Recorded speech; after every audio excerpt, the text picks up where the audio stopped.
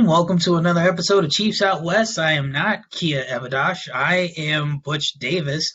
Kia is unable to meet us today, but I'll be taking over the reins going over 13 recap. Chiefs 40-9 stomping of the Oakland Raiders. This game was a bloodbath, as you probably saw. There was some good, some bad, a little bit of ugly that came out of that game as we get prepared for the Sunday tilt against New England Patriots. Let's go through a couple of some of the things that I saw here. The way I want to do this one, I'll just kind of take you through a couple. I just did a rewatch of the game. I'm going to take you through a couple of my notes here. There are some things that kind of get said, I think, in public, especially on these forums that you ever visit Arrowhead Pride or just go to the water cooler at work. You hear some things that may or may not be necessarily true about what the Chiefs are doing, how they've been in games, who's playing well, who's not, maybe some misconceptions surrounding this team as they go forward. And I'm just going to give you my take on it. Let me know how you feel in the comment section below. So just a few of the things. Here's one of the things I'm trying to admit here. When I went back and watched the game, one of the popular, I think, takes from a lot of Chiefs fans, and even kind of myself there for a second, is that Sammy Watkins is pretty much washed, that he's fallen out of favor in this offense. Now, while I agree that he's not going to be back in Kansas City next year. Now that his cap hit, never did I ever think that him receiving a boatload of money in free agency was going to automatically turn him into Odell Beckham Jr.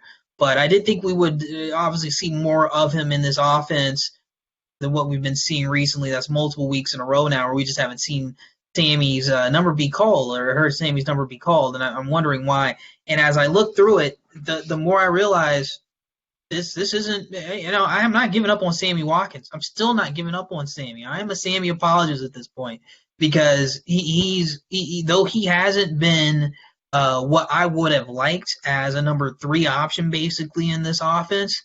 The Andy hasn't given up on him. He hasn't given up on himself, and I don't think Pat's given up on him. Here's what I mean. Here's the note that I wrote down on Sammy. I still have faith Sammy can contribute. They had several plays designed to get him the ball in areas I think favor his skill set. I would like to see more vertical routes down the sideline. I want to see more back shoulders. I think Sammy can win those because of his strength. It's tough for defensive backs to fight through him to get to the football, and I want to see him on more slant routes. I want to see him on more slant routes. Those are the types of routes I think Sammy would be okay with. I also want to see him, when I say getting the ball in places I think favor his skill set, I mean behind the line of scrimmage. The best thing about Sammy Watkins, beyond just his route running is still crisp. He probably doesn't have the explosiveness that he had in week 1, but his routes are still crisp. What he does, though, is he's a running back with the ball in his hands. You get the ball to him behind the line of scrimmage, and I think he can end up making a couple plays for you. In fact, here's how I know Andy Reid isn't giving up on him. Andy just dials it up to Sammy behind the line of scrimmage. Here's what I had written down here. I did sort of a play-by-play of the game. This is in the first quarter. They're in the red zone, and they're up 7-0, I believe, when I wrote this down. But I said Andy Reid tries to dial up Sammy on the very next play. The game was at 0-0. So Andy tries to dial up Sammy Watkins on the very next play. Stock blocks after being head up with Farrell on the left wing. So he's lined up outside the tackle, a little bit outside the tackle, left tackle Eric Fisher there, head up on Clelin Ferrell. Ball gets snapped. Sammy acts like he's stock blocking, and then he turns and he's looking for the screen. Pat sees him, but Ferrell wasn't full on it. He turns and gets in front of Sammy on the way for that screenplay, blows the play up, and Pat's forced to throw it away on, I think that was a second down. Yeah, on a second and goal. So Andy, I think, recognizes this. He understands where to get the ball to Sammy. He wasn't able to do it on that play, but he hasn't forgotten about him. He is trying to get him the ball in those types of areas. That was just my first note on that game. Beyond that, of course, he had a terrible drop. It was in a 2-minute drill where Pat finds him over the middle. He just plain falls off his hands. He can't have those. Those are the types of plays where I'm like, man, Sammy, you probably could have had that one to help get you in the rhythm, kind of like a shooter's rhythm. You make that first free throw and he dropped it. That's tough. Hopefully he can bounce back next week on Sunday because we're gonna need him. Next sort of note here that I have, this is going to be another explosive topic. Frank Clark. Look, I get it. we want Frank Clark. Look, I want Frank Clark to dominate like Khalil Mack. I want him to go out there and dominate like one of the elite edges in the league. He's not that right now. What he is he's a very good piece to a very strong defensive line and defensive front. And I'm not going to front. I'm a little concerned for him, especially after this game. So this is what I said. I said I'm concerned for Frank, but not to the extent that I'm willing to write him off. He left the game. I had this at 7 minutes left in the third quarter. We'll need all 4 quarters of football from him on Sunday. I went a little deeper in the game notes. Here's kind of exactly where it happened for us. This was in the third quarter. Frank looking a little lackadaisical is what I said on that 3rd and 14 play. Not trying to run Carr down the way I was hoping. Chiefs ball anyway. So the Raiders had the ball on 3rd and 14. Play kind of breaks down, and I saw Frank just looking hesitant. He was just kind of standing off to the side. He wasn't trying to get to Derek Carr, who was holding on the ball 3-4 seconds at a time. Lets me know that it was good. We had the good coverage on the back end. I was hoping he was going to get in there and get the sack himself. But when I saw him pull up, I was like, all right, well, that might have been somewhere along that drive is where I think Frank kind of got, and I'm not sure what it was. Could have been a stinger. It could have been a non-serious injury. Didn't look that serious. He wasn't holding or writhing in pain. He just wasn't running to the ball. So, like I said, I'm a little concerned for him. I'm not that concerned. He was a limited participant in practice today. We'll have to monitor that going forward. But, yeah, we will need 4 quarters worth of football from Frank on Sunday if we want to win. Next big note that I wanted to make here is the offensive line play. I noticed in the first half of that game, you'll see Pat bailing out to his right hand side a few more times than what I would have liked to seen. Some of that was happy feet. Some of that was Pat not trusting his protection when he probably should have. And then some of it was legitimately the left side of the line not being able to handle simple tech stunts, a simple TE stunt where the end crashes in on the guard, the tackle loops around and is able to get pressure and almost immediate pressure on Pat. Simple stunts that we should be able to stop and we're not able to stop. And then other parts of it really are just losing one-on-one. And one name that I'm kind of critical of right now is Andrew Wiley. Look, I like Andrew Wiley. He's a great athlete.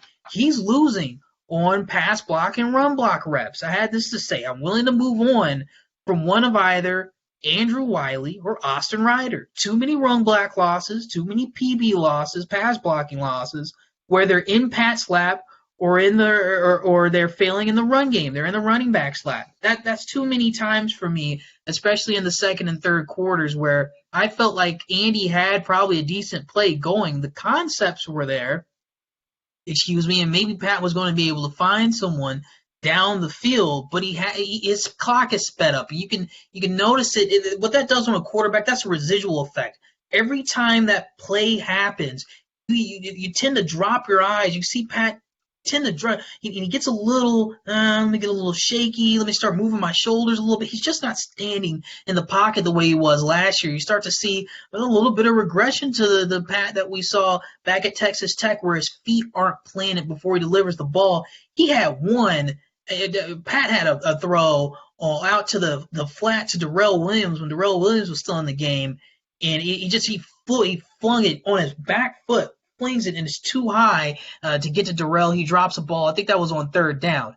Those are the types of plays where lack of pass protection really starts to get to your quarterback. When he's airmailing throws like that, when he's really not trusting the pocket, you start to have those types of plays. And then, of course, it showed up in the stat line and in the final score, or at least in the overall efficiency of the offense, where those are usually plays he usually completes, and he wasn't able to do so.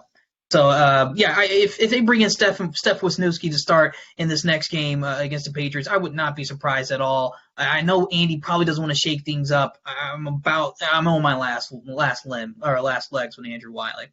The next note that I wrote down, I have to give a shout out to Max Crosby. I mean, that's just a good find there by Mike Mayock and his crew out in Oakland. I said this: Max Crosby is good enough on his own. He doesn't need to be left unblocked. He almost killed Tyreek Hill on a fly sweep attempt in the second quarter, and then he almost killed Darwin on inside zone when Mitchell Schwartz on a play. I want to say this is in the fourth quarter. Mitchell Schwartz runs up, literally just puts a hand on him and runs off to the second level. Darwin gets blown up right there in the backfield. I love Andy Reid. I think some of his play calls and some of his play designs are some of the more unique that you can get in the league. And I know the offense really wants to start breaking those out. Those pat plays, quote unquote, the ones that really wear a defense out. You put the pressure on them. They want to get to that. Haven't been able to all year. But man, there's just some guys you can't leave unblocked, and he's shown himself to be one of them. He was a kind of a one-man wrecking crew at times against the Chiefs' offensive line. Leaving him unblocked, those strategic moves will leave him unblocked. That's just poor play design, poor play calling, in my opinion. So hopefully Andy kind of ditches a few of those to do what I did like later on in the game. Is something I'll tell you about when I saw from the run game, particularly in the fourth quarter. Last note here that I made. I mentioned this. These things happen. But we have to win the line of scrimmage on offense and defense on Sunday against the Patriots. The game will be won or lost by our bigs. Of course, Key and I will probably go a little deeper into a game preview on Friday. But when I look at the offensive line and defensive line of the Kansas City Chiefs, I say to myself, they're decent. But if both of those lines played to their full capabilities, no team would beat us. We would crush teams. That week 11 game, I want to say it was the first game back for Patrick against, excuse me, not week 11. I believe that was week 10 against the Tennessee Titans. That offense was humming. The offensive line, though shaky at times, was still able to hold up relatively well enough to be able to allow Pat to get the ball downfield, and we torched him. We torched that defense a lot. So we can get ourselves to a point where we can hold up on the edges. The interior will hold up. Laurent Duvernay-Tardif, that's another name that I need to see perform way better than what he's performing right now. Those guys, especially on the interior offensive line, just need to hold up, one, and two, they have got to be able to hold up against stunts and twists. Games up front have given this team so many problems ever since last year. You've got to believe that Bill Belichick and that defense see the tape from the last few weeks. They're going to implement a lot of what they saw, of what they did in that AFC Championship game. The Chiefs are going to have to be ready for it. Their bigs up front have to be the ones to really pace the game and pace the rest of the season if we want to have success going forward. So ultimately, I mean, I actually really enjoyed that game. The Kansas City Chiefs come out with a game plan against Derek Carr, knowing that this is what I think happened. I think they were sitting down, Steve Spagnuolo with the rest of his defense. He said, look, there's only so many guys who are going to beat us right now. They want this offense to go through their running backs. Once that runs out, once they get impatient with that, we got them. We're going to play certain guys inside out.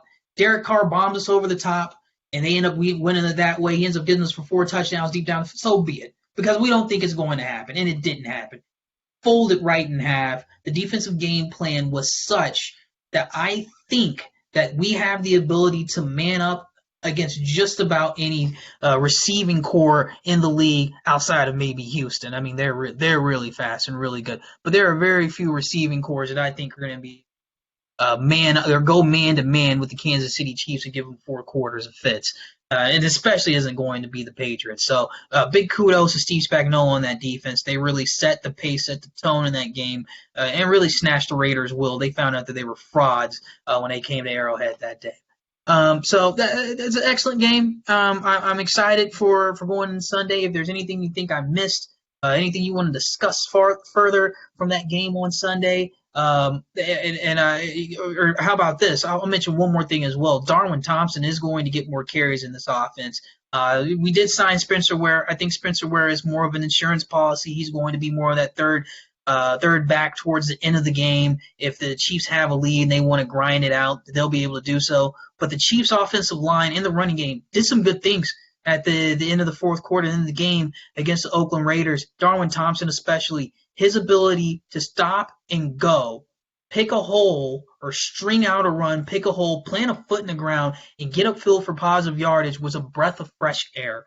And I think that will be portions of that run game towards the end of the game. I think is what Andy needs to start implementing in installs to go in the second quarter, and pace the offense. Where we found success, where I was actually okay with Andrew Wiley and Laurent Duvernay-Tardif, is when Andy was pulling a guard, pulling a tackle, or pulling a guard, pulling a tight end, pulling Blake Bell into the hole. a couple counter trades, couple inside traps on those pulls, and then that allows a guy like Darwin to get upfield, turn and get his shoulders upfield, get that extra 5 to 6 yards, where at times there was nothing to be had. I think that should be portions of the run game that I'm looking very much forward to seeing into the future. So yeah, excellent game. I'm looking forward to what we do, because we really, this is the type of game where if we win, the rest of the league will have to take notice. They'll have to say to themselves, "Wait, hold on a second. Before we pencil in Lamar into the Hall of Fame and the Ravens into the Super Bowl win, let's go ahead and reconsider what the Chiefs are all about, because they could really, if they end up shutting down that offense, could really end up dominating around the NFL." Hopefully, Kia and I will be back with another video on Friday. It will be the preview of the Chiefs versus the New England Patriots. Thank you so much, guys.